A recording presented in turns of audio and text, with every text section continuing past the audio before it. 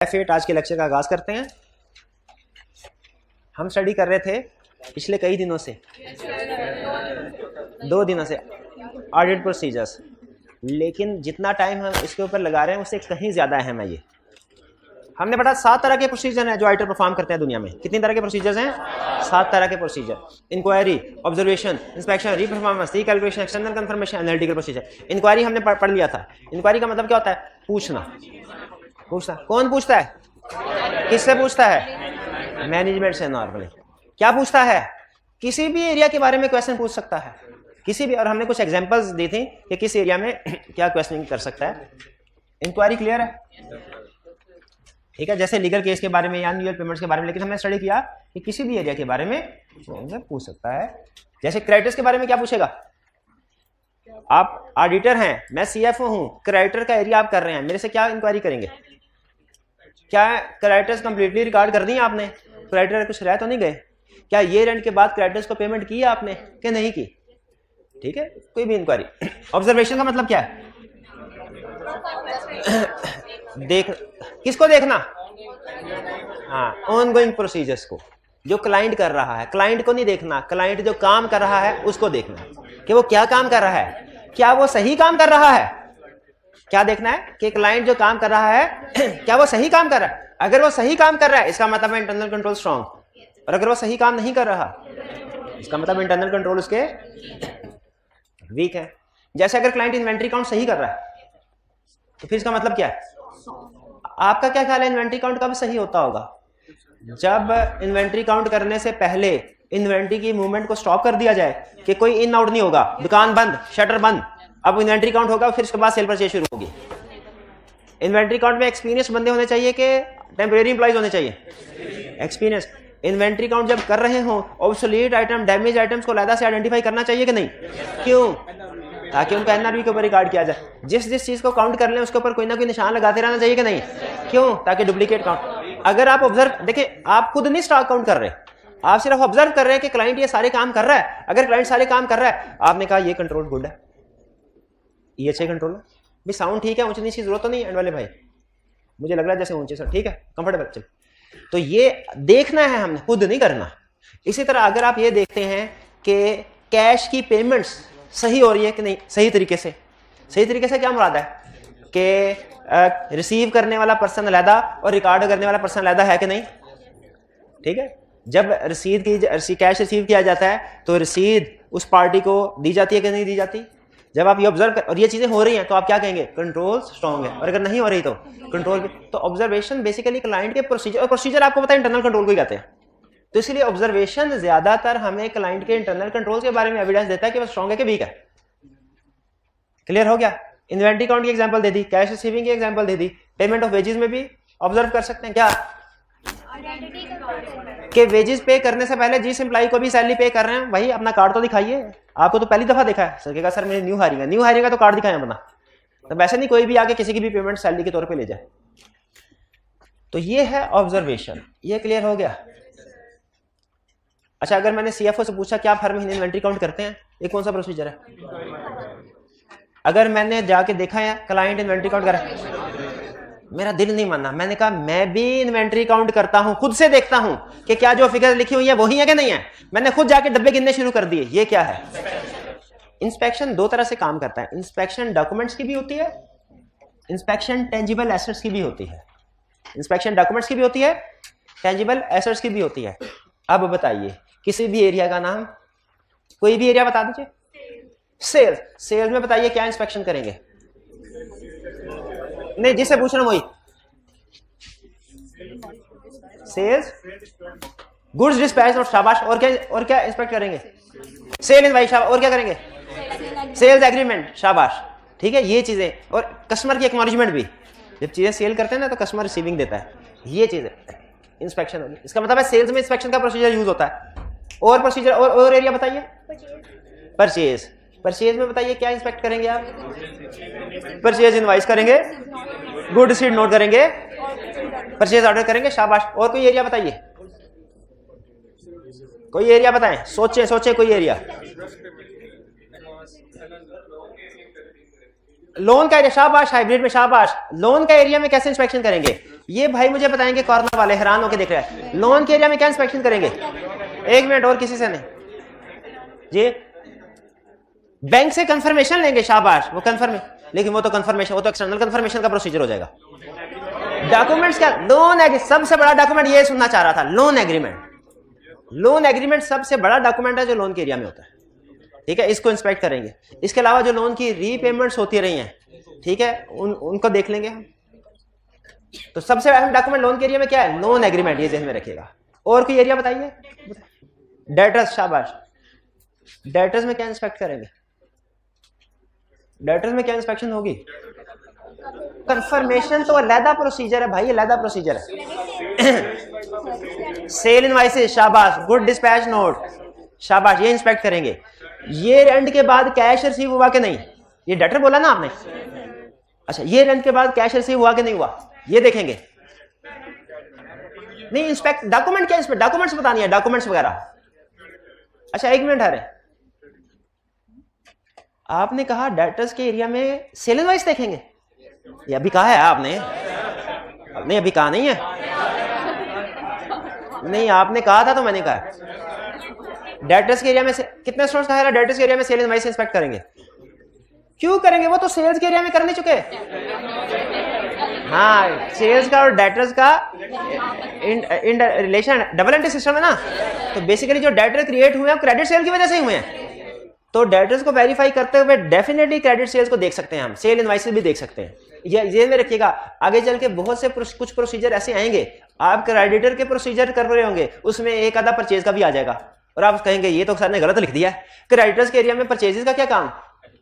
क्या double entry system है, creditors create ही purchases के थ्रू हुए। फिक्स एसेट में आप कहेंगे डेप्रिसिएशन का क्या काम? उससे रिलेट हो। इन्वेंट्री के एरिया में परचेजेस का क्या काम?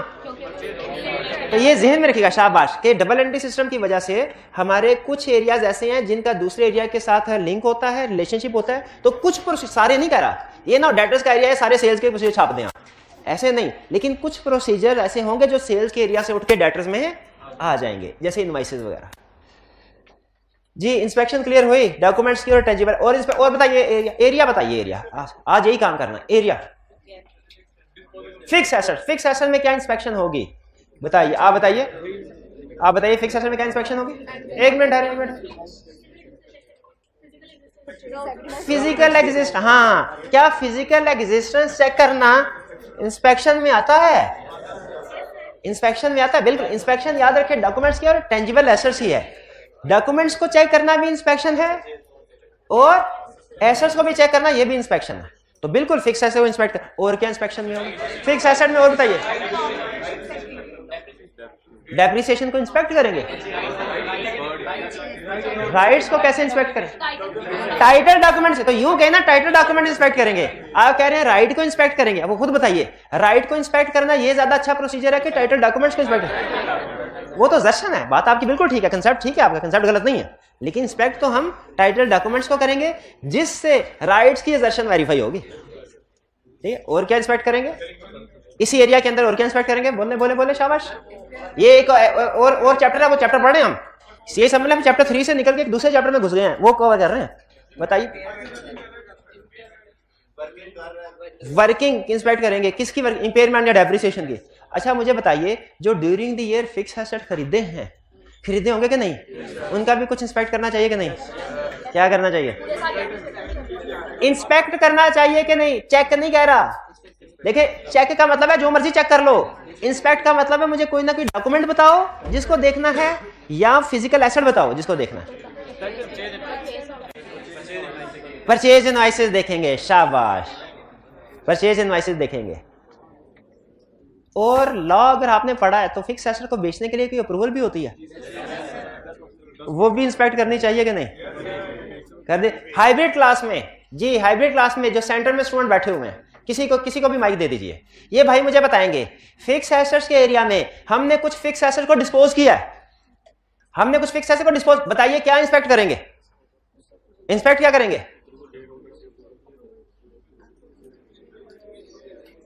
जी? मैं थोड़ा सा ऊंची बोले, जोर लगा के, है जोर लगा के थोड़ा भाई। कौन से डॉक्यूमेंट? डिस्पोजल डॉक्यूमेंट्स क्या होते हैं? इंपॉर्टेंट डॉक्यूमेंट देखेंगे। सुभान अल्लाह, सुभान। ये तो हर एरिया में प्रोसीजर आ गया हमारा। उस सैलरीज में क्या देखेंगे? इंपॉर्टेंट डॉक्यूमेंट्स देखेंगे। रिपेयर में क्या देखेंगे? इंपॉर्टेंट डॉक्यूमेंट्स देखेंगे। परचेजिंग में इंपॉर्टेंट डॉक्यूमेंट्स देखेंगे। क्रेडिटर्स में इंपॉर्टेंट डॉक्यूमेंट क्या होंगे मेरे भाई, ये तो बता दो। जी जी मेरे भाई, हिम्मत करें, हिम्मत। सेल भाई जब खरीदे थे तो उन्होंने कहा था परचेज इनवाइस, तो बेचेंगे तो इसमें भी कोई इनवाइस नहीं, एग्रीमेंट नहीं हुआ होगा कि कितने का, वो देख ले। और खरीदा था तो अप्रूवल देखी थी, बेचा था तो अप्रूवल देखेंगे, तो अप्रूवल को इंस्पेक्ट कर ले। अप्रूवल किसी सफे पे होती है ना, तो इंस्पेक्शन नहीं होगा क्या? इंस्पेक्शन नहीं होगा ना। अच्छा मुझे बताइए, जब फिक्स एसेट, आखिरी क्वेश्चन, फिर उसके बाद अगले प्रोसीजर पे शिफ्ट हो रहा हूं मैं। जब फिक्स एसेट्स को हमने खरीदा, परचेज्ड फिक्स एसेट, उस पर हमने इंस्पेक्शन की। आपने मुझे डॉक्यूमेंट्स की इंस्पेक्शन भी बताया कि सर परचेज इनवॉइस देख लेंगे, अप्रूवल देख लेंगे। और जो एसेट खरीदा है फिजिकली, उसकी भी इंस्पेक्शन होगी कि नहीं? होगी। एग्जाम, अब आपने बताना मैंने गलती किया कि एग्जाम में क्वेश्चन आया, फिक्स एसेट डिस्पोज किया है, इसके प्रोसीजर बताइए। मैंने लिखा procedure number 1, inspect sale invoice, sale agreement. Number 2, inspect approval of directors. Number 3, inspect physical verification, physically examine asset. बताइए क्या गलती की?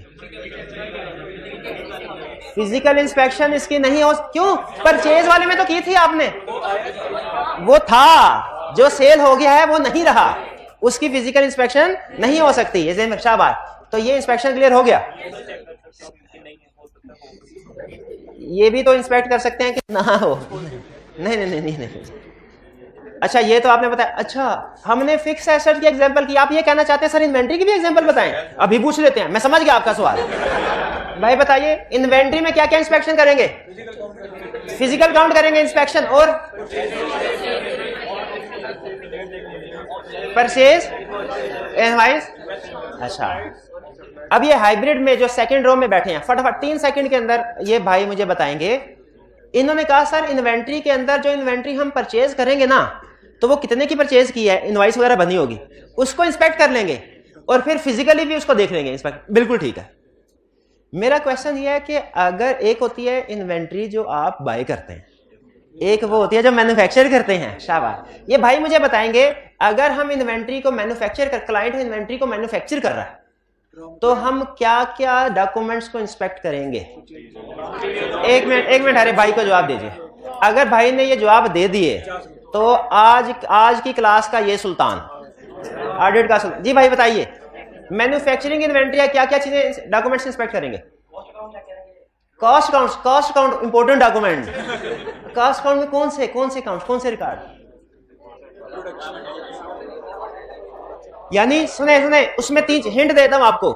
जब इन्वेंट्री मैन्युफैक्चर होती है ना, उसमें 3 आइटम्स होती हैं, मटेरियल, लेबर, ओवरहेड। और कोई नहीं बोलेगा। जी भाई आप बताइए क्या क्या इंस्पेक्ट करेंगे? तीनों काउंट नहीं, किस मटेरियल जो कंज्यूम हुआ है इसको इंस्पेक्ट करेंगे। इसके लिए इंस्पेक्ट करेंगे परचेज इनवॉइसेस। लेबर जो कंज्यूम हुई है, पेरोल शीट, डॉक्यूमेंट का नाम बताना है, पेरोल शीट। और ओवरहेड्स के लिए जो यूटिलिटी बिल्स हैं। शाबाश भाई, समझ आए इंस्पेक्शन। और बताइए कि कोई एरिया, प्रीपेड, क्या प्रीपेड? कोई भी बताए ना, प्रीपेड क्या? प्रीपेड रेंट के, प्रीपेड इंश्योरेंस। प्रीपेड इंश्योरेंस में क्या डॉक्यूमेंट्स इंस्पेक्ट करेंगे? एक मिनट जी, पास्ट ट्रांजैक्शन चेक करेंगे। इंश्योरेंस एग्रीमेंट सबसे अहम डॉक्यूमेंट, इंश्योरेंस एग्रीमेंट। और अगर प्रीपेड, भाई समझ आ गया? अब फिर मुझे बताइए अगर प्रीपेड रेंट हो तो क्या इंस्पेक्ट करेंगे? Rent agreement. बेहतरीन। सैलरीज को वेरीफाई कर रहे हैं, पेरोल शीट। बेहतरीन। भाई ये क्लियर हो गया इंस्पेक्शन। यानी जिस एरिया में जो भी डॉक्यूमेंट बनती है ना, आपने उस डॉक्यूमेंट का नाम लिखना, कहना ये इंस्पेक्शन। जी। क्या टेंजिबल एसेट्स की इंस्पेक्शन? बिल्कुल होती है। अच्छा इनटेंजिबल की इंस्पेक्शन नहीं हो सकती, क्योंकि इनटेंजिबल नजर ही नहीं आते। हाँ, नो फिजिकल एग्जिस्टेंस, कोई नहीं, वो उनके नहीं होते। उनकी इंस्पेक्शन नहीं हो सकती, सॉरी उनकी फिजिकल वेरिफिकेशन नहीं हो सकती, उनकी फिजिकल, तो फिर क्या हो सकता है, उनकी डॉक्यूमेंट्स की इंस्पेक्शन हो सकती है। परचेज गुडविल है ना, परचेज गुड, हाँ गुडविल का एरिया आपने याद करवा दिया। बायोलॉजिकल एसेट्स को कैसे वेरीफाई करेंगे, वो जो मेमना होगा उसको पकड़ लेंगे वेरीफाई हो जाएगा। हाँ जी, और थोड़ी सी उसकी दुम काट देनी है ताकि पता चलता है ये हम वेरीफाई कर चुके हैं, क्लाइंट दोबारा ना करवा दे। अच्छा मुझे ये बताइए, हाँ गुडविल, गुडविल क्लाइंट ने जो गुडविल रिकॉर्ड की है ओवर द ईयर, उसने अपनी रेपुटेशन डेवलप की है और वो गुडविल रिकॉर्ड किया 10 मिलियन की, इसकी इंपेयरमेंट होनी चाहिए कि नहीं होनी चाहिए? शाबाश, रिकॉर्ड ही नहीं होना चाहिए, इंपेयरमेंट तो दूर का, बेहतरीन। अब सुनिए, गुडविल इंटेंजिबल एसेट है, क्लाइंट ने 100 मिलियन गुडविल रिकॉर्ड की, आपने कहा किसकी रिकॉर्ड की? क्लाइंट ने कहा मैंने 1000 मिलियन पे किया है फॉर एग्जांपल, और 900 मिलियन जो है इसके एसेट्स मैंने खरीदे थे, 1000 मिलियन पे किया, डिफरेंस 100 मिलियन गुडविल रिकॉर्ड किया। बताइए ये एसेट है, फिजिकल एग्जामिनेशन इसकी हो सकती है, फिजिकल इंस्पेक्शन नहीं हो सकती, डॉक्यूमेंट्री इंस्पेक्शन हो सकती है। तो क्या इंस्पेक्ट करेंगे? वो परचेज एग्रीमेंट, वो एग्रीमेंट जो बायर सेलर के दरमियान में हुआ है बिजनेस को बेचने का, जिसमें लिखा होगा कि ये एसेट्स, ऐसा इतने एसेट्स है, इतनी लगे। अच्छा आपको उसका नाम बता दूं, टेक्निकल एक रिपोर्ट बनती है जिसमें जब भी आपको बिजनेस खरीदने लगते हैं ना, तो एक प्रोफेशनल को एंगेज करते हैं, वो रिपोर्ट बनाता है जिसपे सारे एसेट्स और लायबिलिटीज की लिस्ट और वैल्यू लिखी होती है, उसको कहते हैं ड्यू डिलीजेंस रिपोर्ट। ये लफ्ज कभी सुना आपने? कहां सुना है? लॉ में, लॉ में ड्यू डिल, हाँ हाँ अच्छा, वो डायरेक्टर वाला, वो लोन देते हैं ड्यू डिलीजेंस, हाँ बिल्कुल ठीक है, बिल्कुल ठीक है। आगे चलते, इंस्पेक्शन क्लियर हो गया, फिर इसके बाद आगे चलते हैं एक्सटर्नल कंफर्मेशन। सॉफ्टवेयर देखिए, उसकी फिजिकल वेरिफिकेशन नहीं हो सकती सॉफ्टवेयर की, सॉफ्टवेयर के भी डॉक्यूमेंट्स को चेक करते हैं, क्योंकि सॉफ्टवेयर आपका पायरेटेड भी हो सकता है, जेन्युइन भी हो सकता है, ठीक है। आप बिल्कुल लाइसेंस देखेंगे, शाबाश। अब मैंने विंडो अपने लैपटॉप में जेन्युइन किया कि पायरेटेड, कैसे पता? आप विंडो देख के नहीं अंदाजा लगा सकते। आपको मैंने अगर बाय किया हुआ ना, तो मेरे ईमेल में वो उन्होंने हाँ कंफर्मेशन ईमेल मुझे वो भेजा करते हैं, वो सबूत होगी इस बात। और इनवाइस जब पे करते हैं ना, तो उसकी इनवाइस भी जनरेट होती है। तो सॉफ्टवेयर को भी फिजिकल के जरिए से नहीं, डॉक्यूमेंट्री इंस्पेक्शन के जरिए से हम वेरीफाई करते हैं। एक्सटर्नल कंफर्मेशन का मतलब क्या है? ऑब्टेन, एविडेंस ऑब्टेन करना, किससे? थर्ड पार्टी से, शाबाश। कैसे? Directly in return. 3 अल्फाज हैं और 7-8 केस स्टडीज हैं। 3 अल्फाज क्या हैं? Directly, third party, return. ये तीनों चीजें होंगी तो एक्सटर्नल कंफर्मेशन होगी, एक भी चीज मिसिंग होगी वो एक्सटर्नल कंफर्मेशन नहीं होगी, ठीक। एविडेंस ऑब्टेन कर रहे हैं। थर्ड पार्टी कौन कौन हो सकती है? बैंक, लॉयर्स, डेटर्स, क्रेडिटर्स, शाबाश। अच्छा यहां पे ध्यान में रखिएगा, 2-3 चीजें बता रहा हूं। डेटर्स और क्रेडिटर्स को भी कंफर्मेशन भेजी जाती है। बैंक्स और लॉयर्स जो कंपनी के वकील हैं, उनको भी कंफर्मेशन भेजी जाती है। जरा फोकस कीजिए, सोचिए, दिमाग लड़ाइए और मुझे बताइए, दोनों में से कौन सी कैटेगरी ज्यादा अहम है? डेटर क्रेडिटर वाली के बैंक लॉयर? बैंक्स और लॉयर्स वाली कैटेगरी ज्यादा क्रिटिकल, ज्यादा सेंसिटिव इंफॉर्मेशन है। एग्री करते हैं? इसीलिए हमें स्टैंडर्ड ये कहते हैं, डेटर और क्रेडिटर्स पे सैंपल बेस पे कंफर्मेशन लेटर सेंड करो, लेकिन बैंक्स और लॉयर्स पे 100% कंफर्मेशन लेटर सेंड करो, सारी की सारी पार्टीज को, जितने भी बैंक्स हैं, जितने भी लॉयर्स हैं। क्योंकि बाज़ औक़ात एक बैंक में ऐसी ट्रांजैक्शन हो रही है वो पूरी कंपनी का, हाँ वो उनके सिग्निफिकेंट होते हैं, और एक लॉयर ऐसा केस लड़ा होता है जो पूरी कंपनी को ठप कर सकता है। इसीलिए डेटर और क्रेडिटर्स भी अहम है, बैंक और लॉयर, लेकिन ये ज्यादा अहम है, इन पे 100% और इन पे सैंपल बेस पे लिखा हुआ आगे। और दूसरी चीज क्या? अच्छा मुझे बताइए, हम अपने क्लाइंट के ऑडिटर हैं कि क्लाइंट के डेटर, क्रेडिटर और बैंक्स और लॉयर्स के भी? हमारा जो क्लाइंट पे चलता है, इन पता नहीं चलता। हम इनको हम क्लाइंट से कहीं इंफॉर्मेशन, 2 क्लाइंट ना दे, क्लाइंट की ऐसी की तैसी फेर देते हैं, हम डायरेक्टर्स को बता देते हैं, बोर्ड मॉडिफाई कर देते हैं। लेकिन अगर ये लोग हमें इंफॉर्मेशन ना दे, कुछ कर सकते? इसमें तो हमारे क्लाइंट का भी कसूर नहीं है। क्लाइंट से कहते हैं हाँ सुन ले जरा, स्टैंडर्ड कहता है अगर डेटर क्रेडिटर को कंफर्मेशन लेटर सेंड करे, जवाब ना आए, अल्टरनेटिव प्रोसीजर परफॉर्म कर लें। क्या करें? लेकिन अगर बैंक्स और लॉयर्स को कंफर्मेशन लेटर सेंड किया और जवाब नहीं आया, कोई अल्टरनेटिव प्रोसीजर नहीं है, लाजमी इनको कंफर्मेशन लेटर सेंड करके इनसे जवाब दिलवाएं, मैनेजमेंट को इन्वॉल्व करें दरमियान में। अगर फिर भी एविडेंस नहीं मिलता तो रिपोर्ट को मॉडिफाई कर दें, इसका कोई अल्टरनेट प्रोसीजर नहीं। बात समझ आ रही है? बैंक्स और लॉयर्स के केस में दो बातें उसने बताई। एक क्या बताई? सैंपल बेस पे कंफर्मेशन लेटर सेंड करो, 100% नहीं। दूसरी क्या बताई? अगर जवाब ना है ना, अल्टरनेटिव प्रोसीजर परफॉर्म कर लो। और बैंक और लॉयर्स के केस में क्या बताया? कोई लाजमी एविडेंस ऑब्टेन करना है, अगर नहीं तो रिपोर्ट मॉडिफाई करते हैं। एक केस में उसने केस स्टडी थी, उसने पार्ट ए में उसने कहा डेटर को कंफर्मेशन लेटर सेंड किया, जवाब नहीं आया। दूसरे में कहा बैंक को कंफर्मेशन लेटर सेंड किया, जवाब नहीं आया। स्टूडेंट ने कहा दोनों एक ही है, दोनों एक ही करा है, क्या दोनों एक ही केस है? हालांकि दोनों में फर्क था, इसमें अल्टरनेटिव प्रोसीजर लिखने थे और इसमें फर्क था नहीं, बल्कि मैनेजमेंट को इंसिस्ट करेंगे कि बैंक से कंफर्मेशन लेटर दे। क्लियर हो गया? एक्सटर्नल कंफर्मेशन समझ आ गया? ये चैप्टर यहीं तक था, इस चैप्टर में इतना ही कंसेप्ट है। लेकिन अब हम जंप लगा के पहुंचते हैं अगले किसी चैप्टर पे। मुझे बताइए, अच्छा आपका सवाल पहले आप पूछ लें। हाँ शाबाश, उनका अगर मैनेजमेंट इन्वॉल्व होगी तो फिर तो ये डायरेक्ट नहीं होगा। देखिए मैनेजमेंट को हम इन्वॉल्व किस लिए करते हैं? सिर्फ एक काम के लिए, ऑथोराइजेशन के लिए। हम मैनेजमेंट से कहते हैं ऑथोराइजेशन, और जवाब ना आए हम मैनेजमेंट को ये कहते हैं सर जरा उनको फोन करके कह दीजिए कि कंफर्मेशन लेटर का जवाब अभी तक नहीं दिया, जल्दी दे दे। ये सिर्फ मैनेजमेंट से करवाते हैं। जो डायरेक्ट का मतलब ये है, मैनेजमेंट को कंफर्मेशन को हाथ नहीं लगाने देते। मैनेजमेंट कंफर्मेशन को हाथ लगाए बगैर जो हमारे लिए सपोर्ट प्रोवाइड कर सकती है वो हम ऑब्टेन कर सकते हैं। इनका क्वेश्चन ये है सर इसमें अगर जवाब नहीं आता तो मैनेजमेंट को हम क्यों इन्वॉल्व कर रहे हैं? वो तो डायरेक्ट होना चाहिए। देखिए मैनेजमेंट को इन्वॉल्व सिर्फ हम जवाब हासिल करने के लिए, कंफर्मेशन हासिल करने के लिए इन्वॉल्व कर रहे हैं। मैनेजमेंट के हाथ कंफर्मेशन लेटर कभी नहीं आएगा। अगर मैनेजमेंट, बल्कि एक केस स्टडी में उसने कह दिया जवाब नहीं आ रहा था, हमने मैनेजमेंट से कहा जरा फोन करके उसे कहो कि हमारे ऑफिस में जल्दी जवाब भेजे। हम जब कंफर्मेशन लेटर भेजते हैं ना, प्रैक्टिकली आपको बात बता दूं, तो लेटर में ना एक जवाबी लिफाफा भी भेज देते हैं ताकि जो पार्टी है ना डेटर क्रेडिटर, वो हमें जवाब दे दे, उसका खर्चा कम लगे। उस जो इन्वेलप होता है दूसरा, उस पर एड्रेस पता है किसका होता है? उस पर ऑडिटर के ऑफिस का एड्रेस होता है, क्लाइंट का एड्रेस नहीं होता। तो हम मैनेजमेंट से ये कहते हैं कि क्लाइंट से कहें कि हमें जवाब हमारे ऑफिस पे भेज दे। कंफर्मेशन मैनेजमेंट के हाथ नहीं लगनी चाहिए, ठीक है। और वैसे भी कंफर्मेशन लेटर सेंड करते हुए मैनेजमेंट से अप्रूवल लेते हैं, क्योंकि अप्रूवल या ऑथराइजेशन के बगैर तो थर्ड पार्टी जवाब नहीं देगी, ठीक है। तो इसका ये मतलब नहीं है कि वो एविडेंस डायरेक्ट नहीं रहा, इनडायरेक्ट हो गया। नहीं, इनडायरेक्ट तब होगा जब मैनेजमेंट के हाथ कंफर्मेशन लगेगा, क्योंकि असल में रिस्क यही होता है कि मैनेजमेंट के हाथ कंफर्मेशन लेटर लगा, मैनेजमेंट उसमें टेम्परिंग कर सकती है, 1-0 कम ज्यादा कर सकती है।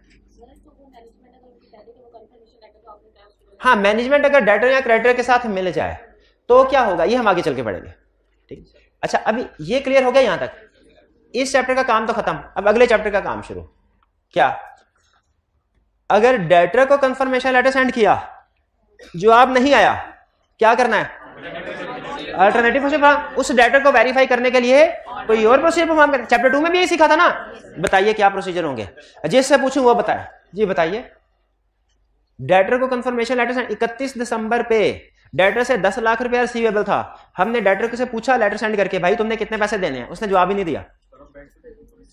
जी शाबाश। हम जो उसको सेल की गई है डेटर को, सेल इनवॉइस चेक कर लेंगे, गुड डिस्पैच नोट चेक कर लेंगे। शाबाश। एक प्रोसीजर और बता दें, कैश देखेंगे ये रेंट के बाद रिसीव हुआ कि नहीं। जरा सोच के मुझे बताइए, जरा सोच के मुझे बताइए, क्या ये रेंट के बाद कैश रिसीव होना इस बात का एविडेंस है कि ये रेंट पे रिसीवेबल था? ये रेंट के बाद कैश रिसीव होना इस बात का एविडेंस है ये रेंट पे रिसीवेबल था? एक ऑडिटर ने ना कंफर्मेशन लेटर सेंड किया 10 लाख रुपए फॉर एग्जांपल। क्लाइंट ने जवाब नहीं दिया कि मैंने कितने पैसे देने हैं कितने नहीं देने। क्लाइंट ने 10 लाख का चेक भेज दिया। बताइए क्या तसल्ली होगी कि नहीं होगी? भाई पैसे देने थे तो चेक भेज रहे हैं ना, क्या हमें दोबारा लेटर सेंड करना चाहिए कि नहीं? नहीं, हमें तो जवाब ही चाहिए। वो जवाब से बड़ी चीज भेज रहा है कैश, और क्या चाहिए तुम्हें? ठीक है, तो ये है अल्टरनेटिव प्रोसीजर, समझ रहे हैं? फिर से आइए, क्रेडिटर को लेटर सेंड किया, उसका जवाब नहीं आया, क्या अल्टरनेटिव प्रोसीजर होंगे? परचेज इनवॉइस चेक कर, और good received note, purchase agreement check कर लें। शाबाश। और दूसरा पेमेंट, देखिए ये रेंट के बाद पेमेंट किया, क्या ये रेंट के बाद कैश पे करना इस बात का एविडेंस है कि ये रेंट पे पेबल था? क्या ये रेंट के बाद कैश पे करना इस बात का एविडेंस है ये रेंट पे ये पेबल था? ये करेंगे। फिर से बताइए, हमने बैंक को कंफर्मेशन लेटर सेंड किया, जवाब नहीं आया, क्या अल्टरनेटिव प्रोसीजर होंगे? हाँ, ये बच गए आप, बच गए। मैं एक्सपेक्ट कर रहा था रवानी में इसके भी कोई ना कोई अल्टरनेटिव प्रोसीजर बता देंगे आप। बैंक और लॉयर के केस में। अच्छा, चैप्टर यहीं तक रहता है, लेकिन आगे चल के केस स्टडी वाला चैप्टर वो पूछ रहा हूं। डेटर का कंफर्मेशन लेटर सेंड करते हैं। कंफर्मेशन लेटर सेंड करेंगे तो उसमें डेटर से क्या सिर्फ ये पूछेंगे कि क्लोजिंग बैलेंस क्या है तुम्हारा, कि कुछ और इंफॉर्मेशन भी पूछ सकते हैं? हाइब्रिड वाले भाई बताइए, क्या सिर्फ डेटर को जब कंफर्मेशन लेटर सेंड करेंगे सिर्फ ये पूछेंगे ए डेटर बताओ 31 दिसंबर पे तुम्हारा कंपनी के साथ क्लोजिंग बैलेंस क्या है, ये पूछेंगे कि कोई और इंफॉर्मेशन भी पूछ सकते हैं? ये हाइब्रिड वाले, हाँ ये दीजिए, इसी भाई को दें। बिल्कुल बिल्कुल, बताइए डेटर को क्लोजिंग बैलेंस के अलावा और क्या इंफॉर्मेशन कंफर्म करवा सकते हैं? क्या इंफॉर्मेशन? कब से डेटा, कितना क्रेडिट पीरियड कितना है? जी भाई बताइए कुछ बोले जरा ऊंची बोले।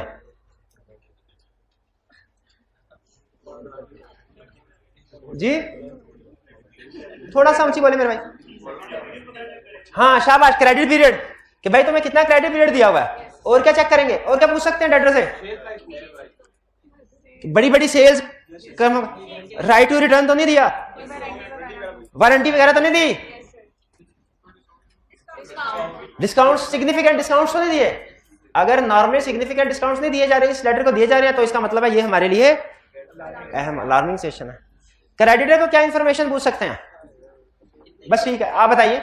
एंड वाले भाई, क्रेडिटर को कंफर्मेशन लेटर सेंड करेंगे, क्या सिर्फ उससे क्लोजिंग बैलेंस पूछेंगे कि कितना है, कि और इंफॉर्मेशन भी कंफर्म करवा सकते हैं? और क्या करवा सकते हैं? क्रेडिट पीरियड कितना, बिल्कुल डेटर वाला पॉइंट आ गया। और कोई सिग्निफिकेंट परचेजेस है, चले इसको छोड़ें, अब आते हैं उस कंसेप्ट की तरफ जो एग्जाम पॉइंट हो। ये तो वार्म अप एक्सरसाइज थी डेटर क्रेडिटर वाले। बैंक को कंफर्मेशन लेटर सेंड करेंगे, क्लोजिंग बैलेंस के अलावा क्या क्या इंफॉर्मेशन कंफर्म करवा सकते हैं? Reconciliation statement? नहीं, रिकंसिलिएशन स्टेटमेंट तो हम बनाते हैं, बैंक नहीं बनाता। क्या कंफर्म करेंगे? शाबाश। बैंक स्टेटमेंट तो बैंक कहेगा मैं भेज चुका हूं। इंटरेस्ट रेट, शाबाश। और सिक्योरिटी के तौर पे, लेकिन सिक्योरिटी से पहले लोन ना पूछ ले, भाई लोन होगा तो सिक्योरिटी होगी ना। लोन क्या? शाबाश। लोन का रीपेमेंट पीरियड क्या है, रीपेमेंट शेड्यूल क्या है, इंटरेस्ट रेट क्या है, सिक्योरिटी के तौर पे क्या चीजें रखवाई है?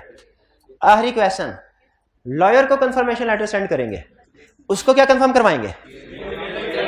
लीगल केसेस कितने हैं कंपनी के खिलाफ, लिस्ट दो हमें।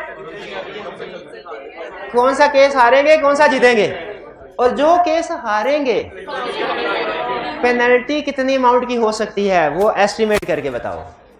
ये उससे हम अमाउंट ऑफ पेनल्टी क्यों पूछते हैं? क्योंकि हमने प्रोविजन रिकॉर्ड करना है। इसको हम बोलते हैं फाइनेंशियल इंप्लीकेशन, उस केस की outcome, list plus outcome plus financial implication, तीन चीजें पूछते हैं। लिस्ट ऑफ केसेस, आउटकम यानी विन के लूज, और फाइनेंशियल इंप्लीकेशन यानी अगर हारे तो कितने पैसे अदा करने पड़ेंगे।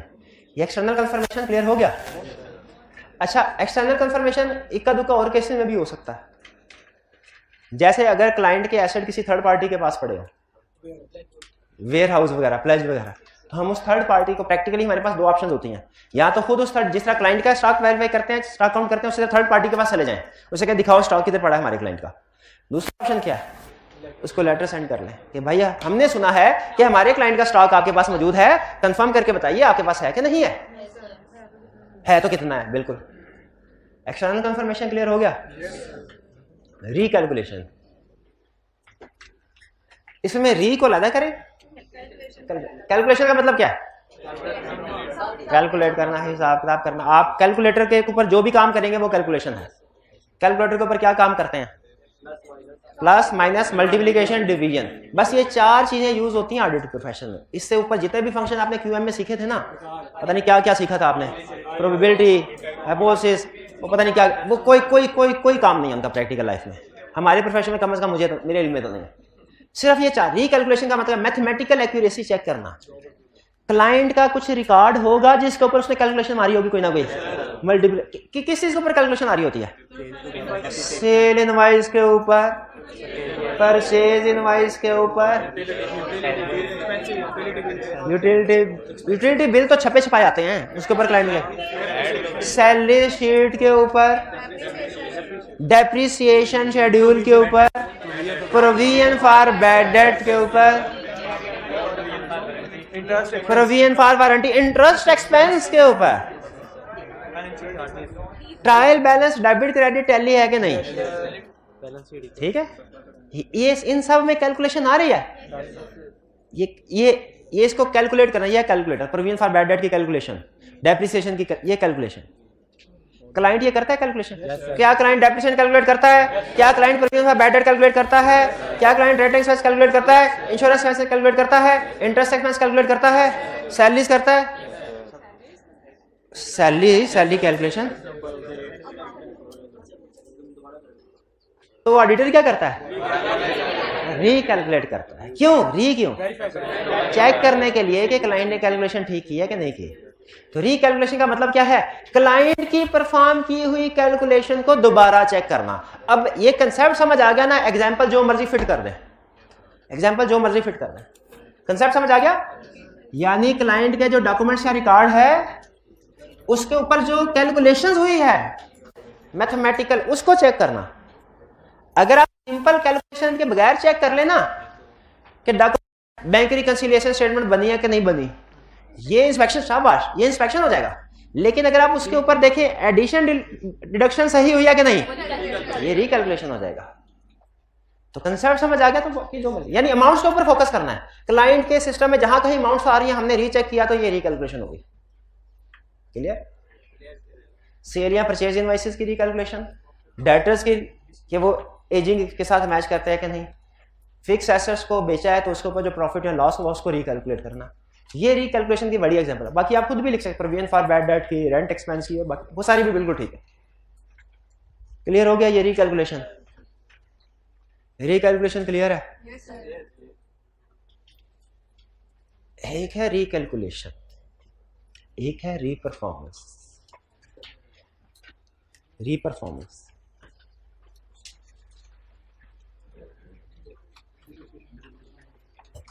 री को अलग कर दे, परफॉर्म को अलग कर दे। परफॉर्मेंस कौन परफॉर्मेंस करता है? क्लाइंट कोई काम कर रहा है, वही काम अगर हम भी करके देखें, री परफॉर्मेंस से करेंगे। ठीक है? री परफॉर्मेंस का मकसद ये होता है कि ये देखना कि क्लाइंट ने जो काम किया है वही काम हम दोबारा करें, दोनों का रिजल्ट सेम आता है कि नहीं। दोनों का रिजल्ट सेम है तो इसका मतलब दोनों ठीक है, क्योंकि हम काम ठीक कर रहे हैं ना, हम अपनी कैलकुलेशन ठीक कर रहे हैं। परफॉर्मेंस का मतलब है auditor perform procedure again which were originally performed by entity. अब सुनने रीकैलकुलेशन और रीपरफॉर्मेंस में फर्क क्या है? रीकैलकुलेशन में भी ऑडिटर वो काम कर रहा है जो क्लाइंट कर चुका है, रीपरफॉर्मेंस में भी ऑडिटर वो काम कर रहा है जो क्लाइंट कर चुका है। लेकिन रीकैलकुलेशन का मतलब है सिर्फ कैलकुलेशन करना, रीपरफॉर्मेंस का मतलब है सारे का सारा प्रोसीजर दोबारा परफॉर्म करना। Reperformance is greater concept than recalculation. हाँ, रीपरफॉर्मेंस से ज्यादा मुश्किल नहीं होगा लेकिन पहले एग्जांपल से दोनों में फर्क समझते हैं। बैंक रिकंसिलिएशन स्टेटमेंट क्लाइंट ने हमारे सामने रखी, हमने उसके एडिशन डिडक्शन देखा सही किया कि नहीं किया। हमने कहा नहीं हम तो खुद से बीआरएस बनाएंगे, ये रीपरफॉर्मेंस है। बहुत टाइम लगेगा लेकिन एविडेंस भी उतना ही ज्यादा इफेक्टिव मिलेगा, क्योंकि आपको चेक करते हुए क्या पता क्लाइंट ने कुछ अमाउंट जो है स्किप कर दी हो सकता है बैंक स्टेटमेंट में हो, कैश बुक में नहीं है, क्लाइंट ने उसकी एंट्री नहीं डाली। ठीक है, हो सकता है ना, बाजू का ऐसा होता है ना, डेबिट साइड पे भी गलती हो, क्रेडिट साइड पे भी गलती हो तो वो नेट हो जाती है। वो फिर इस तरह की गलतियां बाजू का तो ऊपर से आपको नजर नहीं आती जब तक कि आप खुद से डिटेल में काम ना करें। तो अगर आपको रिस्क ज्यादा है ना, खतरा ज्यादा है, तो आप रीकैलकुलेशन के बजाय रीपरफॉर्मेंस कर लें। जी पूछिए मेरे भाई। जी बिल्कुल, ऑडिटर फाइनेंशियल स्टेटमेंट्स नहीं बनाता, बिल्कुल हम कहते हैं। हाँ, रिकैलकुलेशन। अच्छा मेरे भाई मुझे बताइए फाइनेंशियल स्टेटमेंट में कौन कौन सी चीजें शामिल है? रिकंसिलिएशन क्यों नहीं बोला आपने? हाँ नहीं, लेकिन वो फाइनेंशियल स्टेटमेंट नहीं है। रिकंसिलिएशन बनाना फाइनेंशियल स्टेटमेंट्स बनाना नहीं हो। हाँ, फाइनेंशियल स्टेटमेंट बनाने के लिए जरूरी है, लेकिन याद रखिए ये इस तरह तो अगर आप कहें फिक्स एसेट्स के ऊपर डेप्रिसिएशन क्लाइंट ने सही कैलकुलेट किया कि नहीं, अगर हम ये चेक करें तो आप कहें सर ये ना कीजिएगा, क्यों, ये तो फाइनेंशियल स्टेटमेंट्स बनाने के बराबर हो जाएगा, क्लाइंट ने भी तो यही किया। नहीं नहीं, हम रीचेकिंग कर रहे हैं, याद रखें। रीचेकिंग करने के लिए आप कुछ प्रोसीजर क्लाइंट के रिपीट कर सकते हैं, ये पूरी की पूरी फाइनेंशियल स्टेटमेंट बनाने के इक्वल नहीं है। यानी री परफॉर्मेंस करना या रिकैलकुलेशन करना is not equal to preparation of financial statement. अगर री हटा देना, री का लफ्ज हटा दें, तो फिर वो प्रिपरेशन ऑफ फाइनेंशियल स्टेटमेंट बन जाएगा। भाई समझ आ रही है बात की? क्योंकि ऑडिटर का मकसद रीचेक करना है। ऑडिटर का मकसद क्या है? रीचेक करना कि क्लाइंट ने काम सही किया कि नहीं किया। तो ये फाइनेंशियल स्टेटमेंट्स प्रिपेयर करना नहीं होता। रिकैलकुलेशन री परफॉर्मेंस में फर्क समझ आया? फर्क समझ आया तो आखिरी क्वेश्चन। क्लाइंट ने ट्रायल बैलेंस मेरे सामने रखा, मैंने कहा देखता हूं डेबिट क्रेडिट इक्वल है कि नहीं है। ये क्या है? मैंने कहा ले जाओ ट्रायल बैलेंस, जनरल लेजर लेके आओ, मैं खुद से एक एक आइटम उठा के लेके। हमारे क्लाइंट में याद है मेरी जो पहली जॉब थी ना, उसके ऊपर क्लाइंट हमारे सामने जब मैंने कहा ना ट्रायल बैलेंस लेके आओ, वो एक रजिस्टर के ऊपर ले आया ट्रायल बैलेंस, जैसे आप करते नहीं होते। मैंने कहा ये तो हम किताबों में क्लास में पढ़ते थे, तो वो मैनुअल सिस्टम था उनका, मैं छोटा क्लाइंट था। तो मैंने कहा अच्छा चलो कोई बात नहीं, सिस्टम चाहे आईटी बेस्ड हो चाहे मैनुअल सिस्टम ही होता है, तो अगर उसने मुझे मैनुअली ट्रायल बैलेंस ला के दे दिया तो उसका ये मतलब तो नहीं है कि मैं उसको रिजेक्ट कर दूं, वो भी ट्रायल बैलेंस तो है। लेकिन मसला तब आया जब मैंने टोटल किया, ट्रायल बैलेंस टैली नहीं था। ये रियल केस बता रहा हूँ, ट्रायल बैलेंस टैली ही नहीं था। रिकैलकुलेशन की मैंने, रिकैलकुलेशन की था टैली। अब मुझे क्या करना पड़ा, मैंने कहा सारे के सारे शुरू से ले आओ जो भी लेजर, हर सफे के ऊपर उसने एक टी काउंट बनाया हुआ था, एक एक सफा पलट के टी काउंट की फिगर लिखी। तो पता चला दरमियान में ना उसने कहीं पलटते हुए एक की बजाय 2 सफे पलट दिए थे, तो 2 टी काउंट ऐसे थे जो कि उसने बैलेंस में इंक्लूड नहीं किए हुए थे। जब वो इंक्लूड किए ट्रायल बैलेंस टाइप। तो मुझे बताइए पहले रिकैलकुलेशन कर लिया, अगर रिकैलकुलेशन से बात ना बने तो फिर ये ज्यादा बड़ा स्टेप है। ठीक है, हम कोशिश, हमारी आपकी बात बिल्कुल ठीक है, हमारी कोशिश होती है री परफॉर्मेंस से बचे, रिकैलकुलेशन से काम चल जाए तो चल जाए। लेकिन जहां पे रिकैलकुलेशन से चीजें टैली ना हो रही हो, जी नहीं, वो ट्रायल कैट करके नहीं दिखा, सिर्फ बैलेंस सबमिट हुए थे, मैंने उससे बता दिया था कि भाई ये खुद इंक्लूड कर दो। ठीक है, खुद हम कर ही नहीं सकते थे। रिकैलकुलेशन और री परफॉर्मेंस क्लियर हो गया।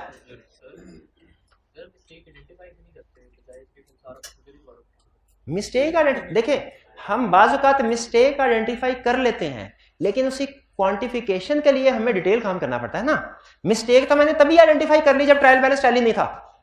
मिस्टेक तो आइडेंटिफाई होगी ना कि कोई ना कोई, लेकिन एग्जैक्टली वो गलती है क्या, वो ठीक कैसे होगी, किस अमाउंट से होगी, इसके लिए डिटेल काम करना पड़ता है। भाई अभी तक कितने प्रोसीजर, मैं तो भूल ही गया, इतने प्रोसीजर पढ़े हमने, इतने पढ़े भूले। इंक्वायरी, ऑब्जर्वेशन, इंस्पेक्शन, री परफॉर्मेंस, रिकैलकुलेशन, एक्सटर्नल कंफर्मेशन, अब लास्ट आ गया एनालिटिकल प्रोसीजर। अच्छा, अब एक चीज ध्यान में रखिएगा, 6 प्रोसीजर, इनकी तरतीब जरूरी नहीं है, आगे पीछे कर सकते हैं। पहले एक्सटर्नल कंफर्मेशन से शुरू कर ले, मुझे कोई इतराज नहीं। कंसेप्ट अहम है, और कंसेप्ट से भी ज्यादा एग्जांपल्स अहम है, क्योंकि केस स्टडी में आपको वो अनसर्टेन सिचुएशन देगा ना, तो उसमें आपने एग्जांपल्स अपनी जो सोची हुई है वो फिट करनी। जैसे अभी आप जजमेंट की बेस, ये आपकी जजमेंट थोड़ी थोड़ी ना क्रिएट हो रही है। जब मैं आपसे क्वेश्चन पूछ रहा हूँ और आप मुझे खुद से बता रहे हैं ना, ये आपकी प्रोफेशनल जजमेंट क्रिएट करने की कोशिश कर रहा हूँ मैं। ठीक है, तो इसी तरीके से आपने प्रैक्टिस करते रहना। लास्ट हमारा प्रोसीजर है एनालिटिकल प्रोसीजर, और ये जरा ध्यान से सुनिएगा, इसके ऊपर 15-20 मिनट लगाने मैंने। क्या है एनालिटिकल प्रोसीजर? अच्छा, ये था रिकैलकुलेशन। रिकैलकुलेशन किसकी? डॉक्यूमेंट्स एंड रिकॉर्ड्स की। रिकैलकुलेशन किसकी? आप में से कोई स्टूडेंट मुझे बुक्स ऑफ अकाउंट्स और फाइनेंशियल स्टेटमेंट में फर्क बता सकता है?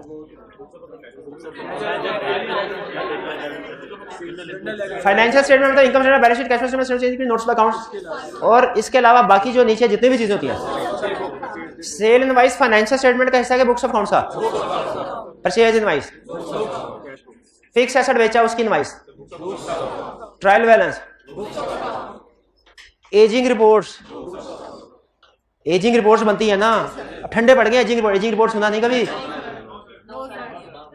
एजिंग रिपोर्ट नहीं सुना कभी आपने काउंटिंग में प्रोविजन फॉर बैड डेट्स का कंसेप्ट पढ़ा है? तो ये पढ़ा है कि प्रोविजन 2 तरीकों से कैलकुलेट। एक तो ये है कि एक ही रेट लगा दें सारे डेटर्स के ऊपर, एक होता है कि हाँ स्पेसिफिक प्रोविजन, कैटेगरीज बना दें और हर कैटेगरी के ऊपर अलग रेट लगाए। ये सीखा कि नहीं सीखा? तो ये जो डेटर्स की कैटेगरी बनाते थे इसे क्या कहते थे आप? क्या है?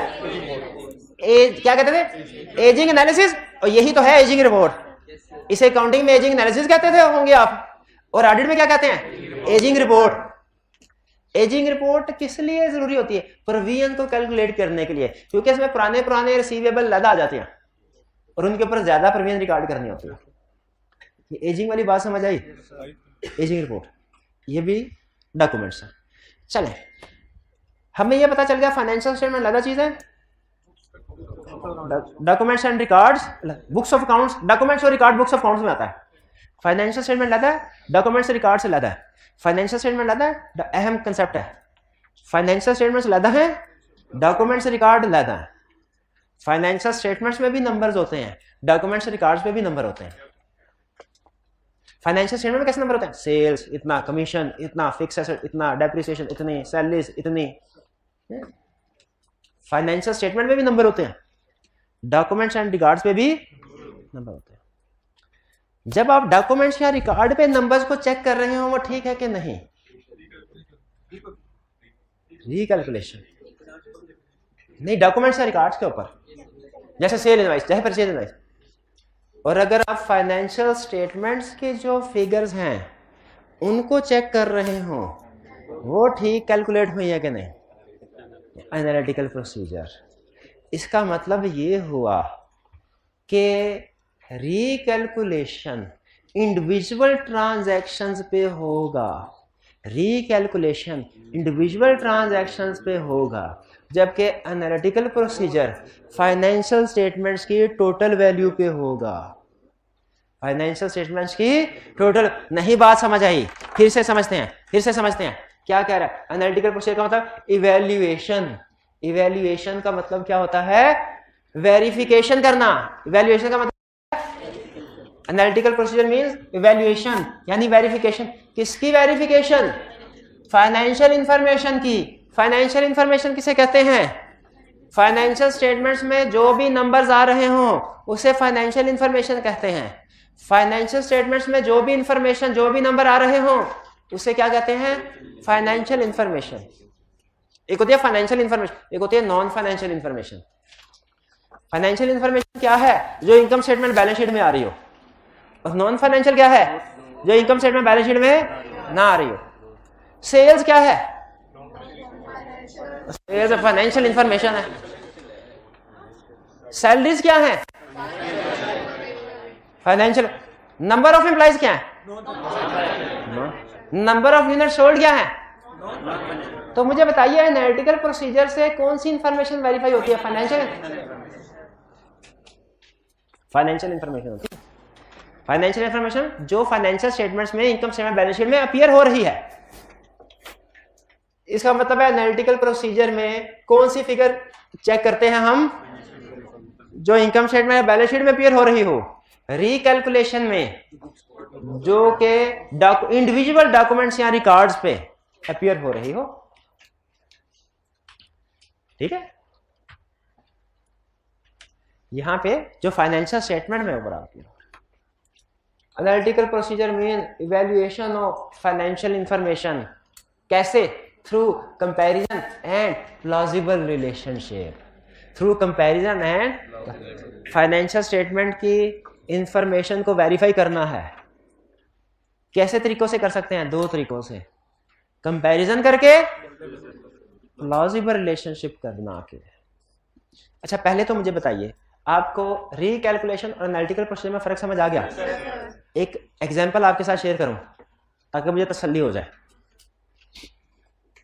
क्लास में बैठे हैं, फर्ज कीजिए 120 स्टूडेंट्स। हर स्टूडेंट ने फीस दिया 20,000। ठीक है, कुछ स्टूडेंट को डिस्काउंट वगैरह मिला, उन्होंने 10-20% कम फीस दी, लेकिन कुछ स्टूडेंट को। मैं ये देखना चाहता हूं कि सारी क्लास का जो रेवेन्यू रिकॉर्ड किया गया वो ठीक किया गया कि नहीं, क्योंकि मुझे शायद उसमें से कुछ कमीशन मिलना है। मेरे पास दो ऑप्शंस हैं, आपने बताना है कौन सा रिकैलकुलेशन है, कौन सा एनालिटिकल। पहले दोनों सुन लीजिएगा, फिर डिसीजन करना है पे। पहला तरीका मेरा ये है, मैं मैनेजमेंट से कहूं सर मुझे सारे स्टूडेंट्स की लिस्ट दीजिए और हर स्टूडेंट के आगे लिखा हो कि उसने कितनी फीस दी है, ठीक है। मैनेजमेंट ने लिस्ट दी, मैंने इनसे कहा भाईजान अपनी जरा इनवाइस दिखाएं, जो आपने फीस जमा करवाई है तो आपको कॉलेज वाले ने कुछ दिया है, दिखाएं जरा। इन्होंने दिखाया, मैंने टिक कर लिया। आपके किधर इनवाइस, टिक कर लिया। आपके किधर, टिक कर लिया। सैंपल बेस के ऊपर मैंने 20-25 को चेक कर लिया, मेरी तसल्ली हो गई। एक प्रोसीजर ये है, इससे भी बिल्कुल तसल्ली हो सकती है, लेकिन इसमें याद रखें टोटल सेल्स इनकम की फिगर नहीं वेरीफाई हुई, इंडिविजुअल फिगर्स वेरीफाई हो रही हैं।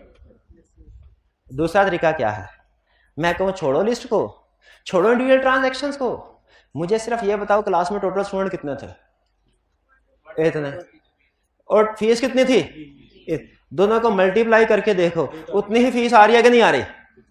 देखा जो एक्चुअली रिकॉर्ड हुई थी फीस थोड़ी सी कम थी, मैंने पूछा ये थोड़ी सी फीस कम क्यों है, तो कहा सर डिस्काउंट। मैंने कहा हो गई तसल्ली। बताइए इस तरीके से भी सेल्स वेरीफाई हो जाती है कि नहीं।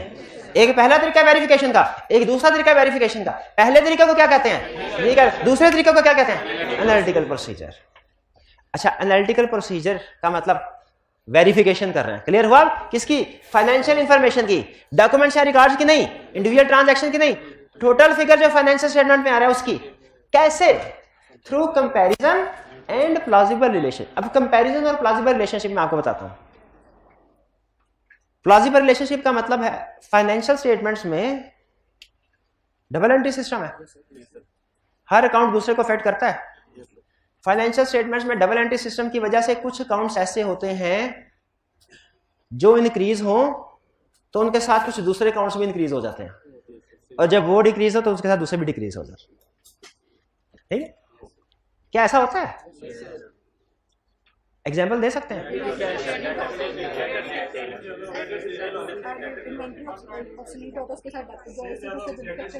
सेल्स ज्यादा होगी, सेलिंग एक्सपेंस ज्यादा होंगे, शाबाश।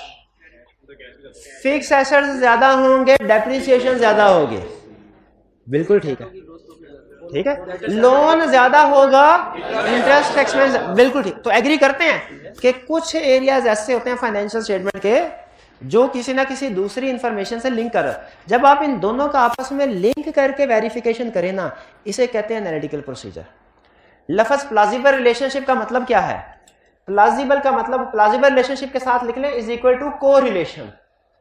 वो पढ़ रहे थे कहीं मैथ में, को रिलेशन किसे कहते हैं, जब एक चीज बढ़े और दूसरी भी बढ़ रही हो, उसे नहीं को रिलेशन कहते हैं।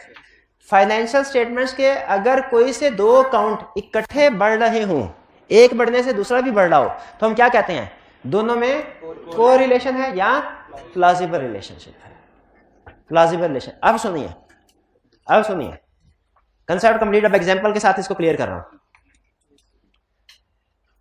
मैंने सेल्स में से कुछ ट्रांजैक्शन का सैंपल सेलेक्ट किया और देखा कि क्या सेल इनवॉइसेस ठीक रिकॉर्ड हुई हैं। एनालिटिकल प्रोसीजर है कि रिकैलकुलेशन, बताइए क्या है, क्यों, क्योंकि मैंने सैंपल सेलेक्ट करके डॉक्यूमेंट्स को चेक किया। दूसरा तरीका, मैंने फाइनेंशियल स्टेटमेंट में जो ओवरऑल इनकम स्टेटमेंट में सेल की फिगर थी उसको क्लाइंट से पूछा, भाई तुम्हारे ड्यूरिंग इंडिविजुअल सेल इनवॉइसेस की तरफ नहीं गया, क्लाइंट से पूछा तुमने कितने यूनिट सेल किए हैं ड्यूरिंग द ईयर।